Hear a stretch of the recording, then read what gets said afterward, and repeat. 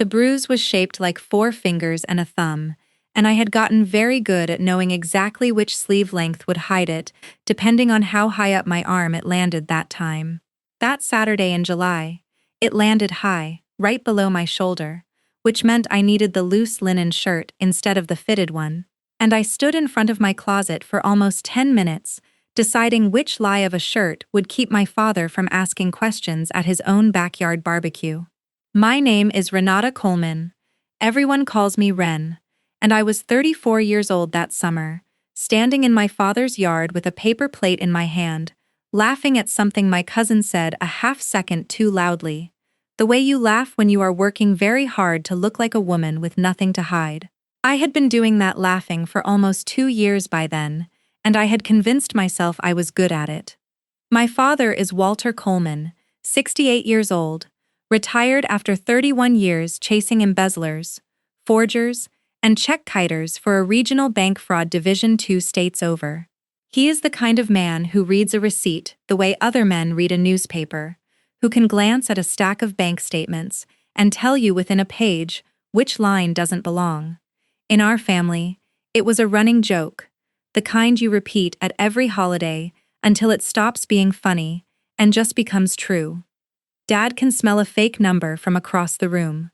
Dad noticed the missing decimal point before the bank did. Dad caught Uncle Ray's business partner skimming from the register before Uncle Ray even suspected it. Nobody in my family ever thought to ask what happened when that same sharp, patient attention got turned toward the people he loved instead of the strangers he used to investigate for a living. I certainly never thought about it, not once, in all the years I spent making sure he never had a reason to look too closely at me. My mother died 8 years earlier, quick and cruel, a diagnosis in February and a funeral by June. And after that, my father became a different kind of watchful. He called more. He noticed more. He would ask me small questions on the phone. How's Marcus treating you? Are you eating enough? Do you need anything? And I had built an entire second career out of answering those questions with exactly the right amount of warmth and exactly the right amount of nothing. I was good at it. I had 6 years of marriage worth of practice. And marriage, I had learned, is its own kind of forensic accounting. If you are trying to hide something, you learn what the auditor is looking for, and you make sure the numbers never quite add up to a red flag.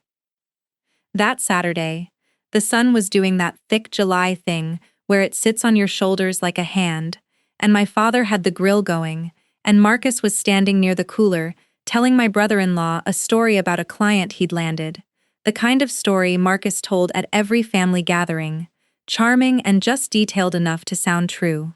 I loved watching him do that, in a strange, exhausted way, the way you watch a magician you already know the trick to. He was good at being liked. He had always been good at being liked. It was one of the first things that drew me to him, back when I was 28, and lonely, and looking for someone who made a room feel warmer, just by walking into it, and it had taken me years to understand that being good at being liked and being good to the person closest to you are not the same skill at all, and sometimes they are opposites. I reached across the picnic table for a plate of deviled eggs, the loose linen sleeve riding up my forearm just slightly, and my father, without thinking, without any weight to it at all, reached out and caught my wrist the way he had done 1,000 times before. Some old habit from teaching me to carry hot dishes as a kid, steadying me so I wouldn't drop the plate. His fingers landed directly over the bruise. I felt it before I understood what was happening, a bolt of pain sharp enough that I sucked air through my teeth and yanked my arm back so fast the deviled egg plate wobbled, and one egg rolled off into the grass. It was maybe 1 second, one single second of contact, but I saw my father's face change in that second, and I have spent a long time since then wishing I could unsee it. He didn't say anything right then. That's the part that still surprises people when I tell this story, that a man who spent his entire career trained to notice the smallest inconsistency, the one line in 100 pages that didn't sit right, looked at his own daughter's face go white with pain and fear in the space of a single flinch, and said nothing at all. He picked the egg up off the grass, brushed it off, made a small joke about the 5-second rule that nobody laughed at, and went back to the grill like nothing had happened. I told myself I'd gotten away with it. I told myself the sleeve had covered enough, that the flinch could be explained by anything. A pulled muscle, a bad night's sleep, the heat. I told myself a lot of things that summer, the same way I'd told myself a lot of things for 2 years running, and I believed almost none of them even as I said them. What I did not know, standing in that yard scraping grass off a deviled egg while my husband laughed with my brother-in-law 20 feet away, was that my father had not stopped noticing. He had simply stopped asking out loud. 3 weeks later, the man who used to spend his days pulling apart other people's lies for a living sat down at his own kitchen table with a legal pad and a cup of coffee gone cold, and he started doing to my life exactly what he had spent 31 years doing to strangers. He started following the numbers, and what he found in those numbers, buried under years of Marcus telling me not to worry about the finances because he had it handled, was not just proof of who had hurt me. It was proof that my husband had been stealing from me in ways I hadn't even let myself imagine, quietly, patiently, for years, while I was too busy hiding bruises to notice I was also being robbed. By the time my father finally sat me down and put it all in front of me, side by side, the medical evidence and the money trail, he would look at me and say something I will never forget as long as I live. But that morning in the yard, all I knew was that I had almost been caught, and I thought I'd gotten away clean. Welcome back to the dramatic story, where we tell the quiet, kind of family stories, the ones that don't make headlines but change everything from the inside out. If you have ever hidden something from the person who loves you most because you were afraid of what they'd do with the truth, this story is for you. Drop a comment and let me know where you're watching from, and if stories about fathers, daughters, and the debts we carry in silence mean something to you, go ahead and subscribe, because what my father found in those bank statements didn't just save my life. It ended up in a courtroom, and I want to walk you through every single step of how we got there. I should tell you who I was before any of this happened, because the woman standing in that backyard clutching a deviled egg plate was not a woman anyone would have guessed was in trouble. I worked as a dental hygienist at a practice, 30 minutes from the house Marcus and I owned, in a decent, tree-lined subdivision, the kind of neighborhood where people wave from their porches, and nobody locks their car doors. I had a routine, a good one, patients who requested me by name, a supervisor who trusted me enough to close the office on Fridays. I drove a sensible sedan I'd bought used and paid off myself before the wedding, back when the money in my life still made sense to me, back when I still knew exactly where every dollar I earned actually went. I mention that because it matters later. I was not a woman who was careless with money. I was a woman who had been very, very carefully separated from it. Marcus Coleman was 36 that summer, tall in the way that fills a doorway, with the kind of easy confidence that made strangers trust him within the first 5 minutes of meeting him. He worked in something he called consulting, which over the 6 years of our marriage had meant a rotating cast of job titles and companies that I stopped keeping track of somewhere around year 3, because every time I asked a follow-up question about his work, the conversation would somehow end with me apologizing for prying. He was the kind of man who remembered everyone's birthday, who could walk into my father's garage and have Walter laughing within 10 minutes about some sports team or some story from his own childhood, who my aunts adored and my cousins wanted to sit next to at dinner. At every family function, Marcus was the sun, and I had gotten so used to standing in his light that I forgot what it felt like to generate any of my own. My father, Walter, spent 31 years working fraud investigations for a regional bank, starting back when they still used paper ledgers and ending in a world of algorithms and flagged transactions he never fully trusted the way he trusted his own eyes. He used to tell me, back when I was in high school and bored out of my mind listening to him talk shop at the dinner table, that 90% of fraud isn't clever, it's just patient. People don't get caught because the lie is smart, he'd say, twirling his fork like it was a pointer. They get caught because eventually the numbers have to tell the truth, even when the person doesn't. I used to roll my eyes at that. I had no idea, sitting there as a 17-year-old rolling her eyes at her father's dinner table lectures that I would spend my 30s as one of the numbers he eventually had to read. My mother, Diane, died 8 years before that barbecue. Cancer that moved fast and cruel, diagnosed in February, and gone by the following June, and it broke something open in my father that never fully closed back up. He retired early the year after she passed, sold their bigger house for something smaller, with a yard he could actually manage, and became, almost overnight, the kind of father who called twice a week instead of twice a month. I understood it. Grief does strange things to the way people hold on to the family they have left. And my father held on to my younger brother and me, the way you hold a railing on a staircase you don't fully trust anymore. He asked more questions after my mother died. He noticed more. He would call on a Tuesday for no reason at all and ask how I was really doing, putting a small, careful weight on the word really, like he was testing the ice before he stepped onto it. I got very good, in the years after I married Marcus, at telling my father exactly what he needed to hear to stop asking. It is a strange kind of skill, the ability to answer "Are you happy?" with a laugh instead of an answer. To say things are great, Dad, honestly. Marcus is handling the finances so I don't have to stress about it anymore, in a tone bright enough that the sentence sounds like relief, instead of what it actually was, which was surrender. I told myself I was protecting him. That was the story I repeated to myself in the shower, in the car, in the quiet moments between one lie and the next. My father had already buried his wife. He did not need to bury his idea of his daughter's marriage on top of it. I decided, somewhere in year 2, that keeping him from worrying was a kindness I was giving him, and it took me a very long time to understand that it was actually a kindness I was stealing from myself. There was a particular Sunday phone call, maybe 18 months before the barbecue, that I still think about. My father had called to check in, the way he always did, and somewhere in the conversation he mentioned, almost offhand, that he'd noticed our joint tax return the year before had listed a different mailing address for one of the accounts than the one he had on file for us. Something small, an inconsistency he'd caught while helping me sort through some old paperwork of my mother's that had gotten mixed in with ours by mistake. "It's probably nothing," he'd said, "but you know me, I can't leave a loose thread alone."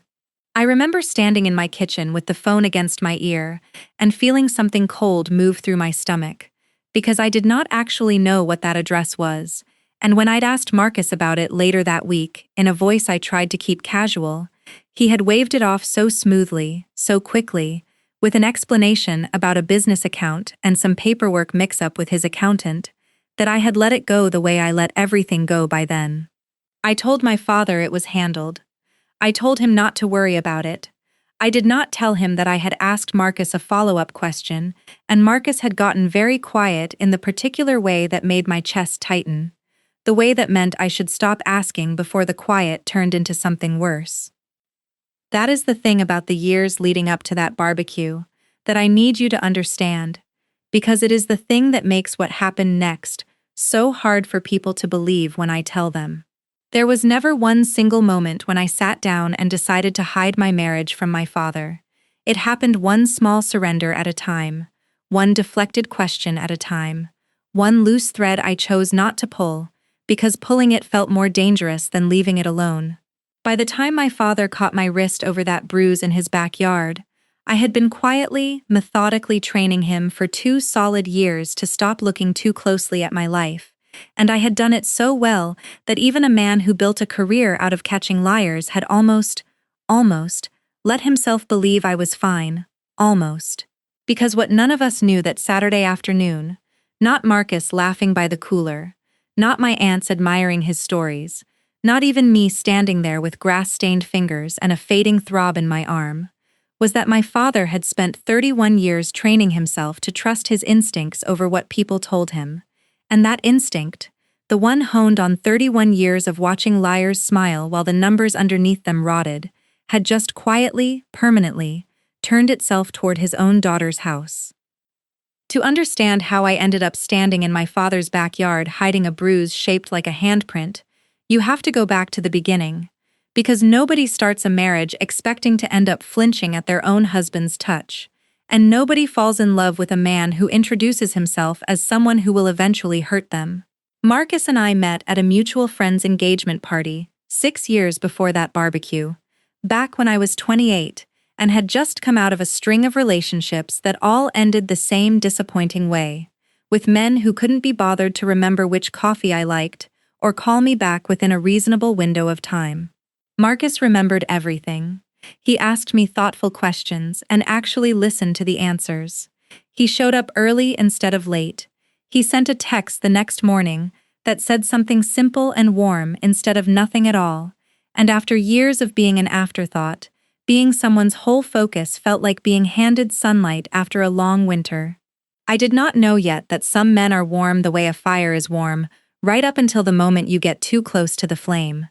The first 2 years were good, or good enough that I still look back on photographs from our wedding and feel something twist in my chest that is not quite grief and not quite nostalgia, something more complicated than either. Marcus proposed on a beach during a trip his own parents had paid for, down on one knee, with the whole small crowd of onlookers clapping, and I said yes without a single doubt in my body. We got married in my father's church, the same one where they'd buried my mother 11 months earlier, and I remember my father walking me down the aisle with tears standing in his eyes, and I remember thinking that this was the happiest I had seen him since the funeral, and some small part of me tucked that feeling away and decided I would do almost anything to keep it there. I did not yet know what almost anything would eventually cost me.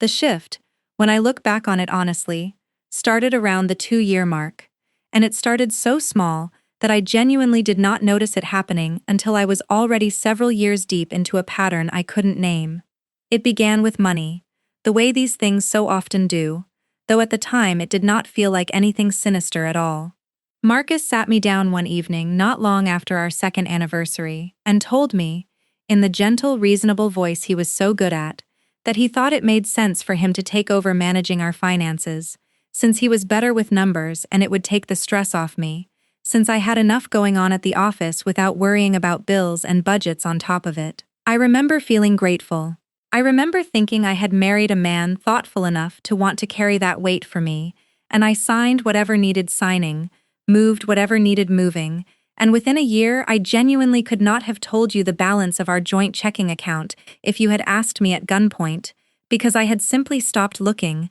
and Marcus had made sure there was very little reason for me to start. The first time he put his hands on me in anger came a little over 2 years into the marriage, during an argument about something so small I have trouble even remembering the exact shape of it now, something about a dinner he had forgotten to mention canceling, or a comment I had made about the work that he took as an insult. What I remember clearly is the shove, the way my back hit the kitchen counter hard enough to knock the air out of me, and the way his face changed almost instantly afterwards, softening into horror, into apology, into a version of himself so distraught and so sorry that I found myself comforting him instead of the other way around. He cried. He said he didn't know what had come over him, that he'd never do it again, that he loved me more than anything in the world and hated himself for scaring me. I believed him. I wanted so badly to believe him that I built an entire explanation around that single night. A stressful week at work, a bad reaction to something, an aberration, a one-time thing that did not define the man I had married. And I told no one, not my father, not my one close friend from college who called every few months, not a single living soul, because saying it out loud would have made it real in a way that I was not ready for it to be. It did not stay a one-time thing, though it never happened the way people imagine when they picture a man hitting his wife. No dramatic screaming matches with the neighbors calling the police, nothing that clean or that obvious. It escalated slowly, in the particular language abusers use when they are careful, when they have learned exactly how much pressure a body can take without leaving a mark anyone outside the house would ever see. A hand around my upper arm, gripping hard enough to bruise, always high enough to be covered by a sleeve. A shove into a doorframe during an argument, my hip taking the impact, purple for a week, and hidden under looser clothes. Never my face. Never anything a coworker or a cousin or my own father would catch sight of by accident. And I want to be honest that I do not believe this restraint came from any remaining decency in him. I believe it came from calculation, the same calculation he applied to the money, a careful, patient math of exactly how much he could take from me without anyone else noticing the theft. I became, over those years, extremely good at explaining myself, and extremely good at explaining Marcus. I told my supervisor at the dental office that I'd walked into a cabinet door when a bruise on my forearm caught her eye during a shift. I told my aunt at Thanksgiving that I'd tweaked something lifting a box when I winced reaching for a serving dish. I developed an entire wardrobe strategy built around concealment, long sleeves in July, high necklines in the summer heat, and I got so practiced at it that I stopped feeling like I was lying and started feeling like I was simply managing information, the way you might manage a difficult client at work, giving people exactly the version of the truth they needed to leave you alone. I told myself I was strong for handling it quietly. I told myself that leaving would destroy my father, who had already lost the love of his life and could not lose the illusion of his daughter's happy marriage on top of it. I told myself a lot of things, and looking back now, I understand that every single one of those stories was a wall I was building, brick by brick, between myself and the one person who might have actually helped me if I had let him close enough to see. The financial isolation deepened, right alongside the physical fear, and the two fed each other in a way I did not fully understand until much later.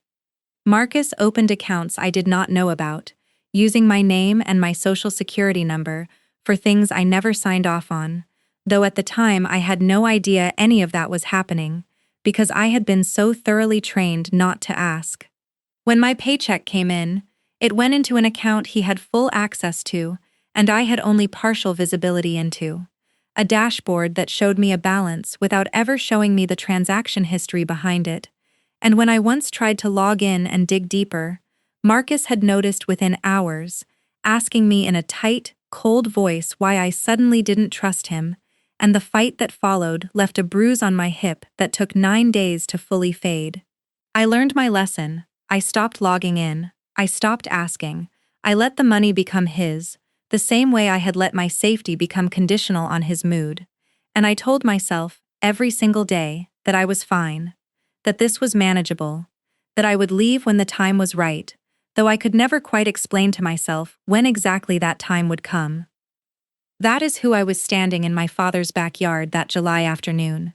a woman who had spent 4 years perfecting the art of disappearing in plain sight, who had learned to laugh loudly enough to cover the silence underneath,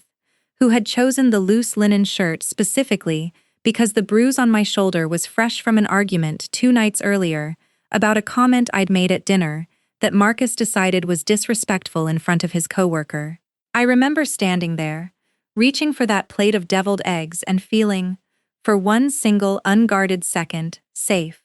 the way you only feel safe in your childhood home, surrounded by family, sunlight, the smell of charcoal smoke, and it was in that exact moment of forgetting to be careful that my father's hand closed around my wrist, and every nerve in my arm screamed at once.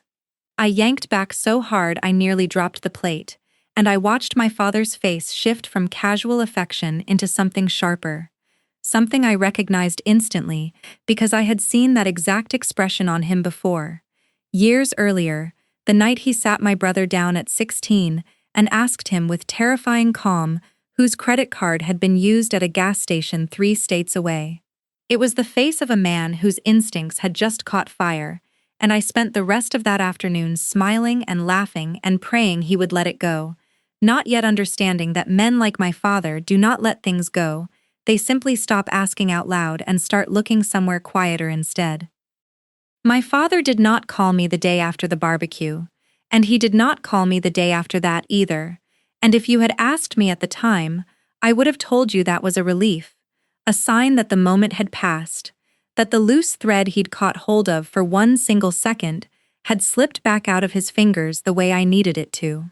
I did not yet understand that my father had spent 31 years learning that the worst thing an investigator can do is ask the question out loud before they have the answer already in hand. Because the moment you ask, the person across the table has time to build a better lie.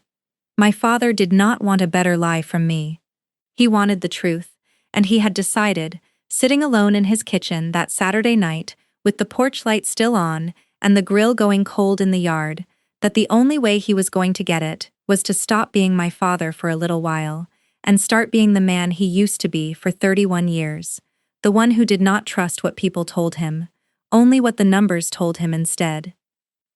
He started small, the way he always used to tell me the good investigators start, not with an accusation but with a question so ordinary it barely registers as a question at all. He called me midweek, not on our usual Sunday schedule, and asked if I could help him sort through some old paperwork of my mother's. Boxes he said he'd been meaning to go through for years and finally felt ready to face, and could I maybe bring over some of my own old tax documents too, since apparently some of hers had gotten mixed in with mine years back, and he wanted to get it all properly sorted before it became a bigger headache.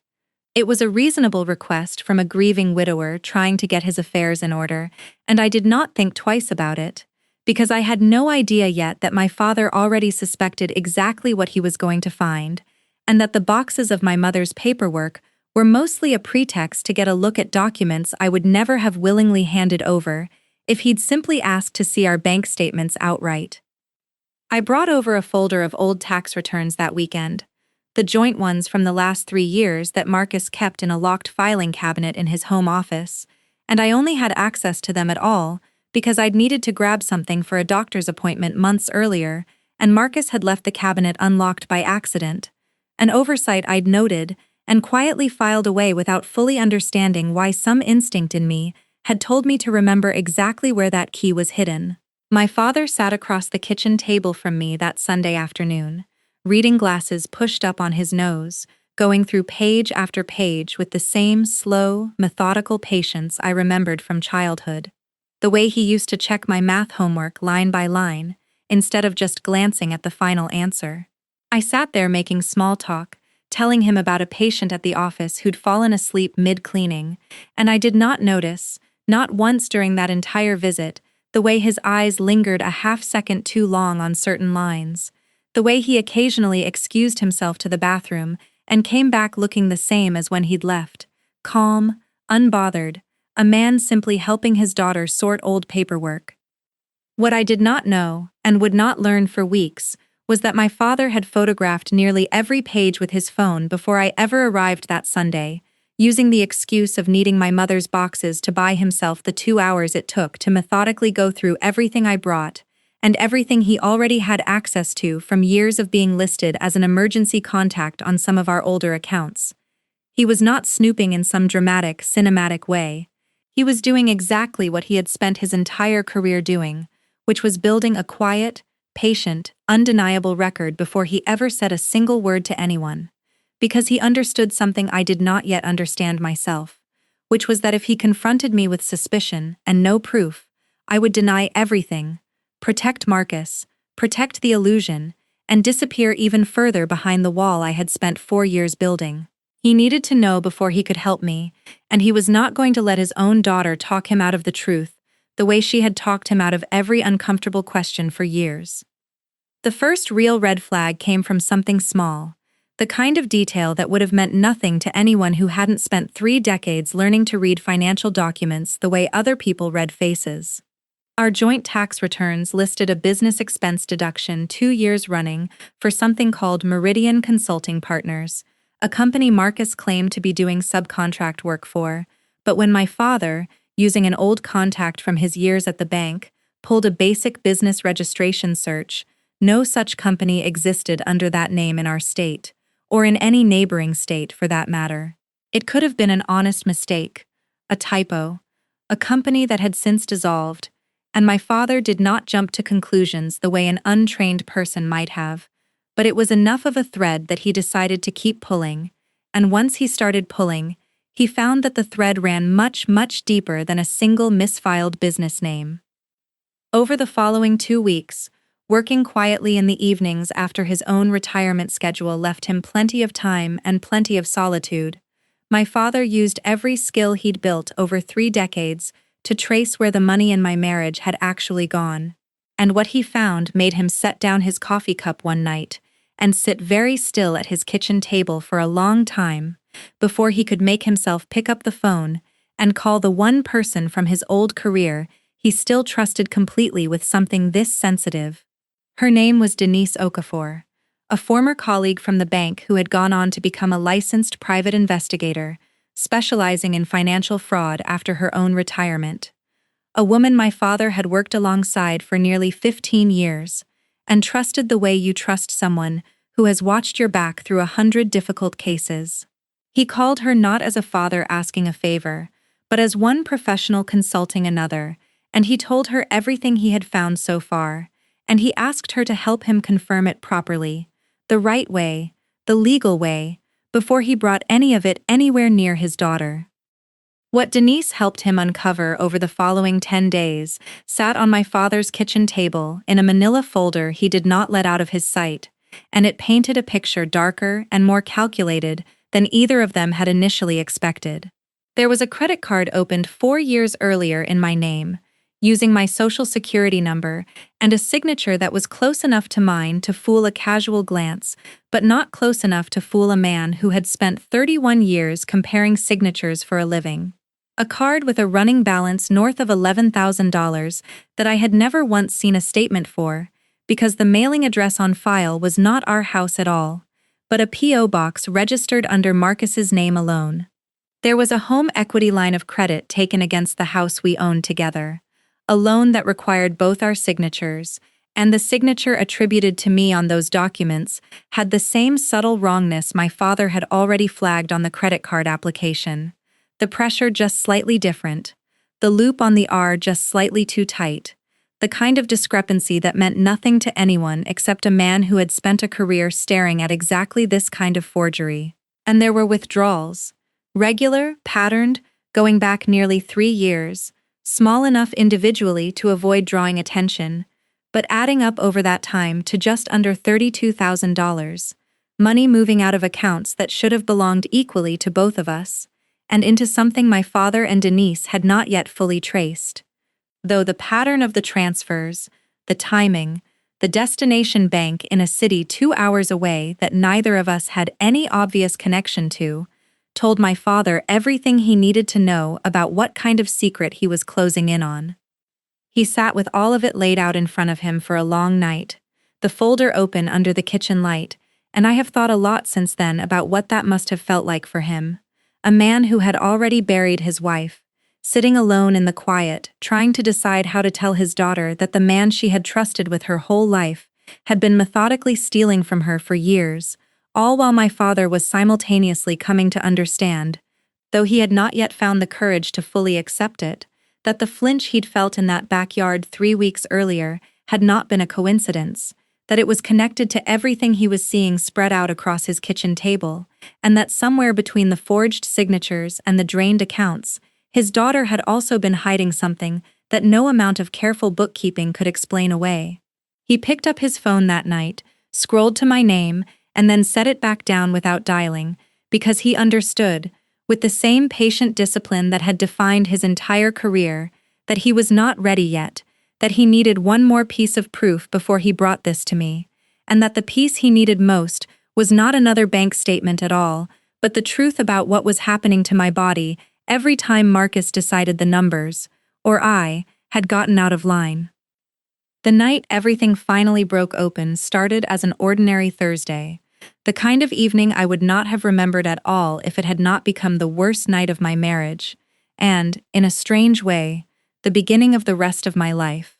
Marcus had come home from a client dinner in a mood I had learned to read the way you learn to read a barometer before a storm, a particular tightness in his jaw, a particular quiet that was not peace but pressure building behind a dam. I had commented, something so small I still cannot fully reconstruct it, an offhand mention that I'd run into an old coworker of his at the grocery store who'd asked how his job at a company he claimed to have left over a year ago was going, and I watched his face change in real time, watched the charm drain out of it, and something colder slide in behind his eyes. He asked me, very quietly, why I was checking up on him, and I told him, Honestly, that I wasn't. That it had simply come up in conversation, and that quiet, careful answer was not enough. It was never enough, not when he had already decided I had done something wrong. What happened next was worse than anything that had come before it in 4 years of small, hidden cruelties, and I do not need to walk through every detail of it here, because the important part is not the specific shape of what he did, but what it left behind. A bruise blooming dark and unmistakable along the side of my jaw, high enough that no sleeve or collar in the world could hide it. The first mark in our entire marriage that had landed somewhere anyone could see. I stood in our bathroom afterwards with the door locked, staring at my own face in the mirror, under the harsh light, and something in me that had been holding very still for 4 years finally, quietly, gave way. I did not call the police that night. I did not call anyone. I sat on the edge of the bathtub for almost an hour, and then I did the one thing I had spent years avoiding. The thing my whole careful architecture of lies had been built specifically to prevent. I called my father. He picked up on the second ring, the way he always did, and I do not fully remember what I said in those first shaking minutes, only that I could not keep my voice steady, and that somewhere in the middle of my fumbling explanation about a fall, about an accident, about something clumsy and stupid I'd done reaching for a cabinet, my father's voice cut through the line with a calm so total it stopped me cold. "Ren," he said, and it was not a question, it was a statement, flat and certain. "I need you to stop lying to me right now. I need you to tell me the truth, because I already have proof of some of it, and I cannot help you if you keep protecting him instead of yourself." I sat there on the edge of that bathtub with the phone pressed so hard against my ear it hurt, and I asked him, in a voice that did not sound like my own, what he meant by proof, and my father, 31 years of patient, careful investigation behind every word, told me to pack a bag, to come to his house that night if I possibly could, and that when I got there, he would show me everything. I drove to my father's house a little after 11 that night, with an overnight bag I had thrown together in under 4 minutes, my jaw throbbing under a bag of frozen peas I held against it the entire drive, and when he opened the front door and saw my face fully under the porch light for the first time, I watched something in him break and reassemble itself in the same instant, grief and fury moving across his features so fast they nearly overlapped. He simply pulled me inside, sat me down at the same kitchen table where he'd once quizzed me on multiplication tables as a child, and went to the counter to get me an ice pack that was actually meant for a face instead of a bag of frozen vegetables, and it was in that small, practical gesture, that quiet competence in the middle of chaos, that I finally understood how much he had already figured out, and how long he must have been sitting with it, waiting for me to be ready to hear it. He brought the manila folder to the table then, and he opened it slowly, laying the pages out in front of me one at a time, the way I imagine he once laid evidence out for prosecutors. Careful, sequential, undeniable. He showed me the credit card application with the signature that was almost but not quite mine, the balance climbing past $11,000 on purchases I had never made and never seen a single statement for. He showed me the home equity documents, my forged name sitting beside Marcus's real one on a loan against the house we owned together, a loan I had never agreed to and never known existed until that moment. He showed me the pattern of transfers, $32,000 moved out over 3 years into an account at a bank 2 hours away, and he told me, gently but without softening a single fact, that his friend Denise had traced that account back to a name I did not recognize, a woman named Priya Anand, and that the pattern of deposits into her account lined up almost exactly with the pattern of withdrawals from ours, timed close enough together that there was no reasonable explanation left standing, except the one none of us wanted to say out loud. I sat at that table, and I felt something crack open inside me that had been sealed shut for 4 years, a grief so large and so strange it did not even feel like grief at first. It felt like the floor of my entire life quietly giving way beneath me. It was not just that he had hit me, though God knows that alone would have been enough to end anything worth ending. It was that the entire architecture of the marriage I had spent years quietly maintaining, telling myself I was strong for staying, telling myself I was protecting my father, telling myself the money didn't matter as long as I kept us both safe, had been a lie stacked on top of another lie, and I had been the only one in the relationship who did not know the full shape of what was actually happening to me. Marcus had not just been controlling my body, he had been quietly, patiently, emptying my life out from underneath me, while making sure I never had the information or the independence to notice. And somewhere in a city 2 hours away, another woman had apparently been receiving the money that should have been building a future I thought I was still, however painfully, working toward.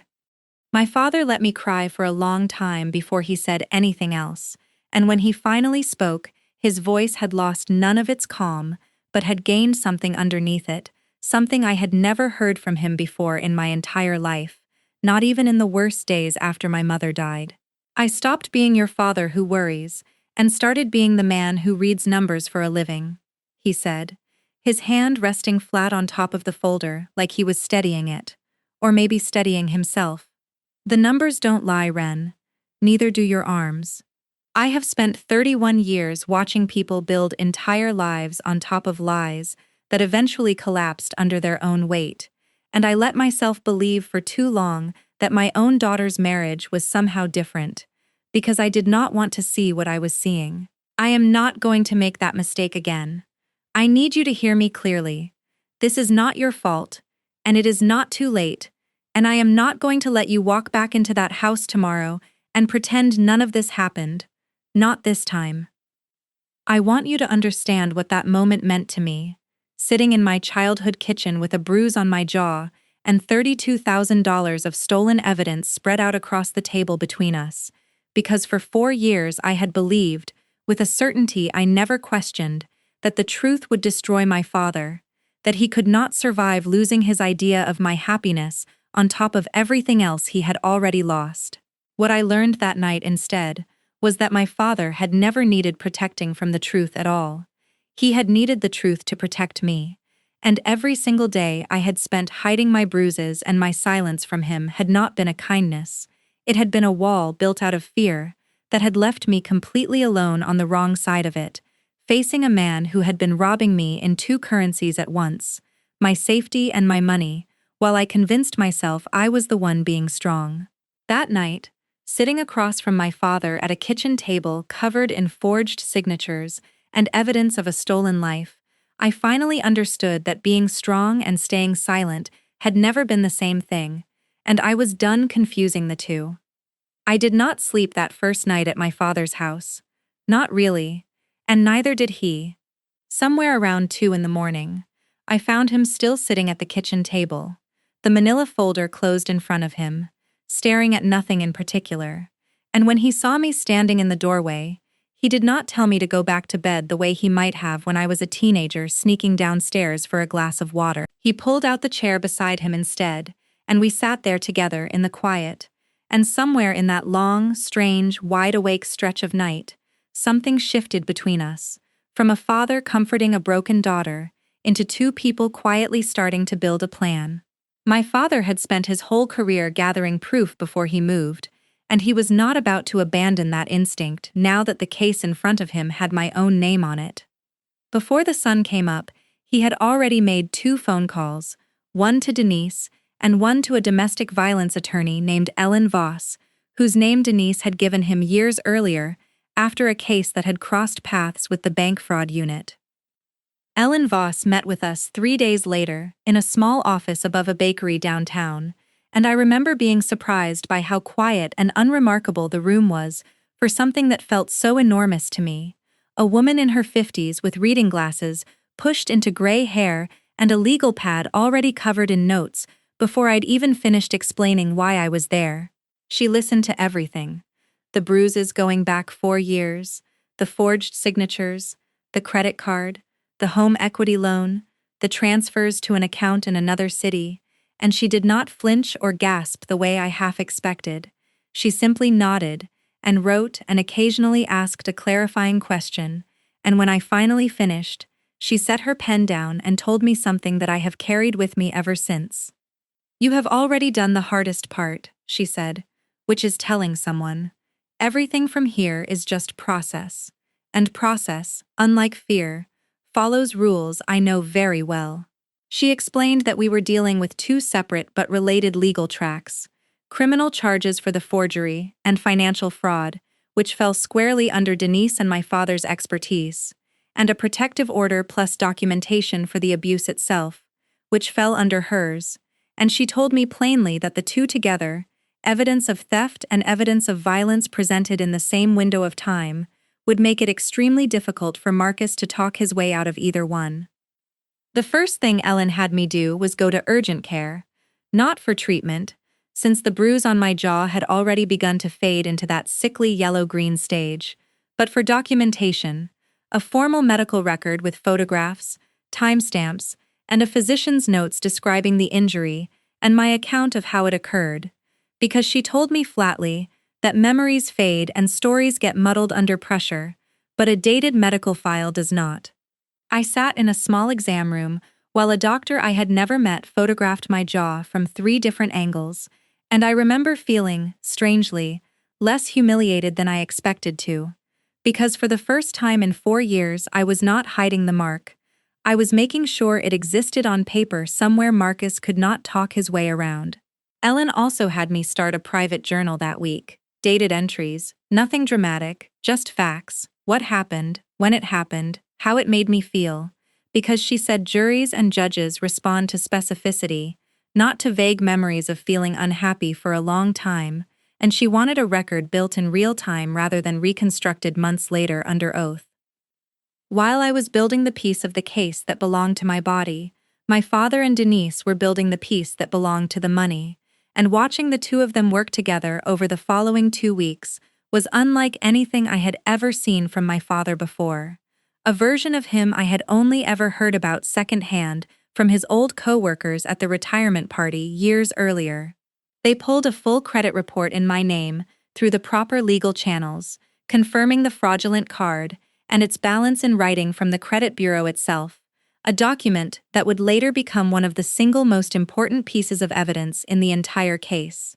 Denise, using her private investigator's license, formally traced the wire transfers to the account belonging to Priya Anand, and what she found, once she dug past the initial trail, was that the account was linked to a rented apartment across town, not 2 hours away as the bank routing information had first suggested, a detail that had been deliberately structured to look more distant and disconnected than it actually was. Marcus had been keeping a second, quieter life within driving distance the entire time, funded almost entirely by money drained out of accounts that should have belonged equally to me. Ellen filed for an emergency protective order on my behalf during the 2nd week, using the medical documentation and my written statement, and the day the order was granted and formally served to Marcus at the house I had once called home, I sat in Ellen's office with my father beside me and felt a strange, hollow kind of relief that did not feel like victory yet, only like the first solid floor I had stood on in years.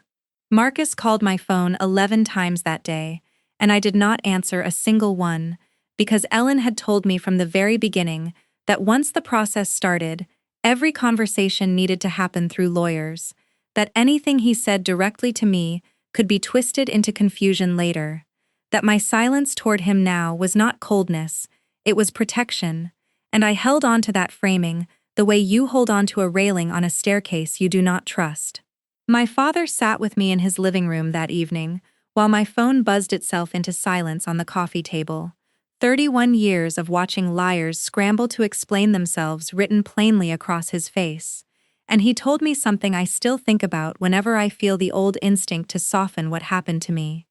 People panic when the story stops belonging to them, he said. That's how you know it was never really an accident.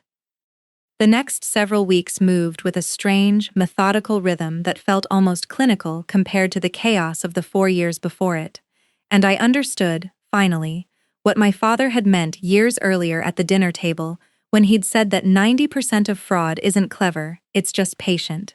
Because the same patience that had let Marcus quietly rob me for years was now working against him, one carefully documented piece at a time.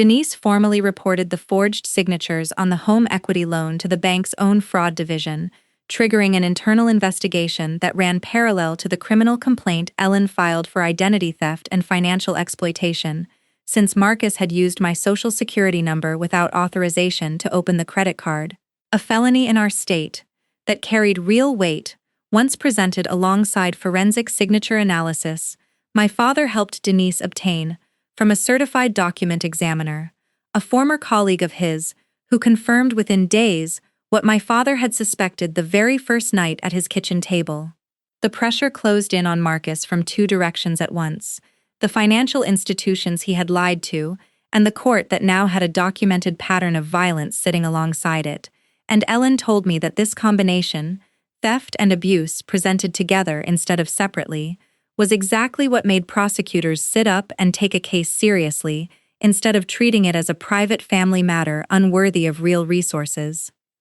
There is a particular kind of exhaustion that comes from finally telling the truth after years of managing a lie, and I felt it settle into my bones during those weeks. Not the sharp panic of hiding a bruise under a linen sleeve, but a duller, deeper fatigue that came from simply being honest with everyone around me for the first time in years. My supervisor at the dental office, who cried when I finally told her the truth behind all those years of clumsy explanations. My cousins, who had adored Marcus at every family gathering and now sat with the uncomfortable knowledge that the charming man at the cooler had been a stranger the whole time. And myself most of all, sitting across from Ellen or my father, night after night, and slowly, painstakingly, unlearning 4 years of instinct that told me to minimize, to soften, to protect the very man who had never once protected me. My father never once told me how to feel during any of it.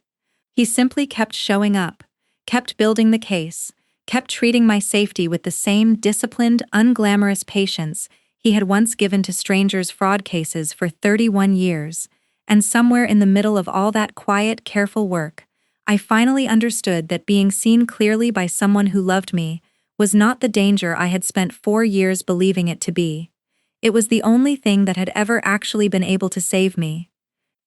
The hearing was scheduled for a Tuesday morning in late September, 6 weeks after the night I drove to my father's house with a bruise on my jaw and an overnight bag thrown together in 4 minutes. And by the time we walked into that courthouse, Ellen and Denise and my father had built a case so thoroughly documented that Ellen told me the night before, with the closest thing to a smile I had seen from her in weeks, that she had rarely seen a file this clean go into a courtroom. It was not a single hearing that morning, but a coordinated one. The criminal complaint for identity theft and financial fraud moving forward, alongside the finalization of a permanent protective order, and Ellen had made sure both were scheduled close enough together that Marcus would have to face the full weight of what he had done all at once, instead of being allowed to compartmentalize it into 2 smaller, more manageable problems the way he had spent 4 years compartmentalizing every other part of his life.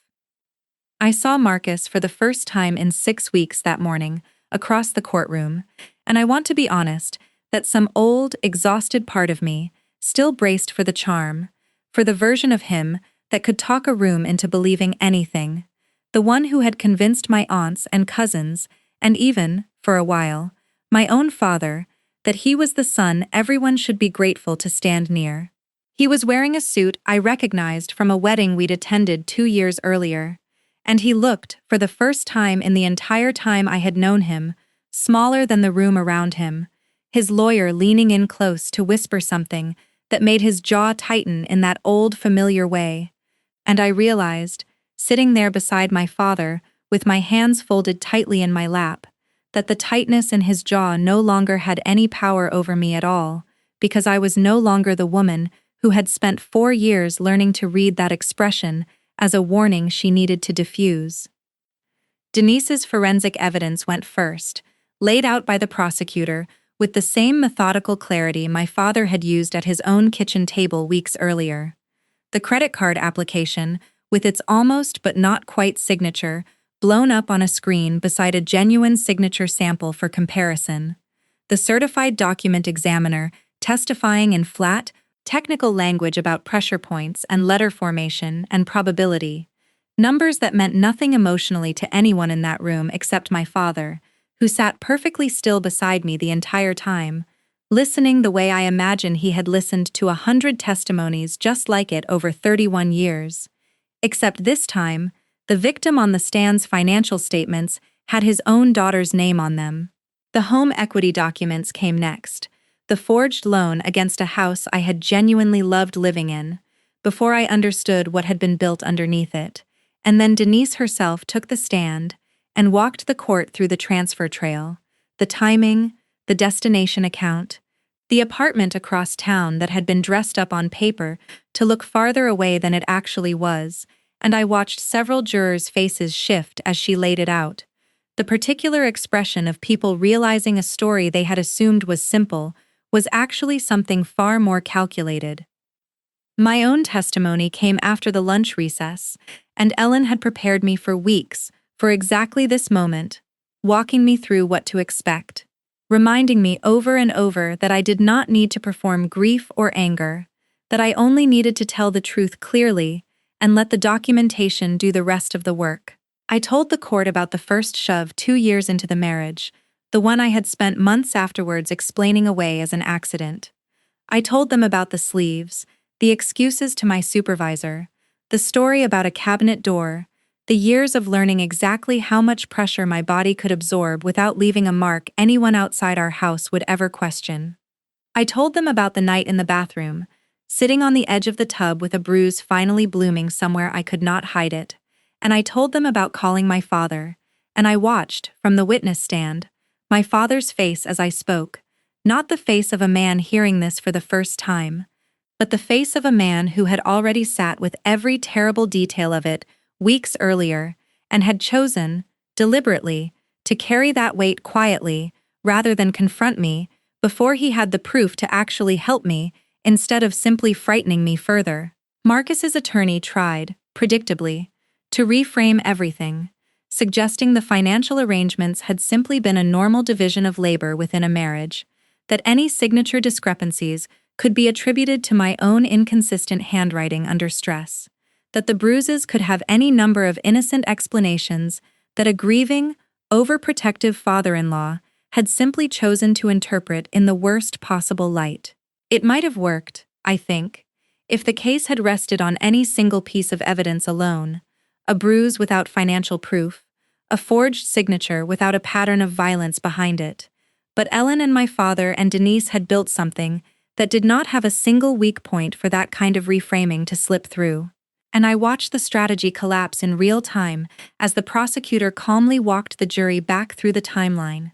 the escalating pattern, the way every piece of financial theft had occurred within days of a documented incident of control or violence. The two threads never separate, always woven together, exactly as Ellen had promised me they would appear, once laid out in full.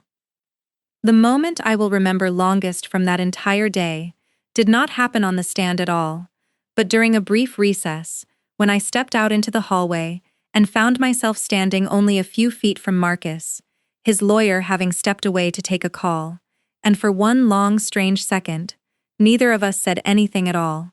He looked at me the way he used to look at me in the early years, before I understood what that look actually meant, searching, calculating, waiting to see which version of me he was dealing with,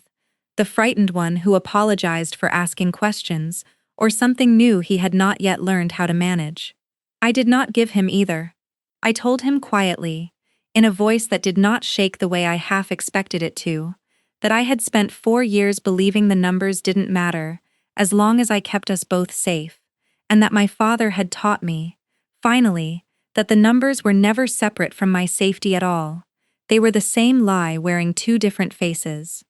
He did not have anything to say back to that, and I walked away from him and back into that courtroom without looking over my shoulder, and it was the first time in years I had walked away from Marcus Coleman without checking to see what expression was forming on his face behind me.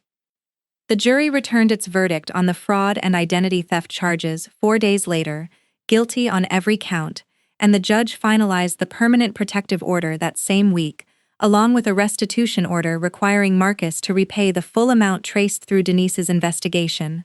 $32,000 plus the outstanding balance on the fraudulent card, a number that would take him years to fully satisfy, but that represented, finally, an official acknowledgement on paper of exactly what he had taken from me. I sat beside my father on a hard wooden bench in that courtroom when the verdict was read, and I felt his hand find mine, the way it had when I was small enough to need help crossing a street, and I understood, in that moment, that the same hand that had accidentally closed around a hidden bruise on a July afternoon and set this entire quiet, methodical unraveling into motion had never once let go of me since, not for a single day, even when I had spent years making certain he never got close enough to see.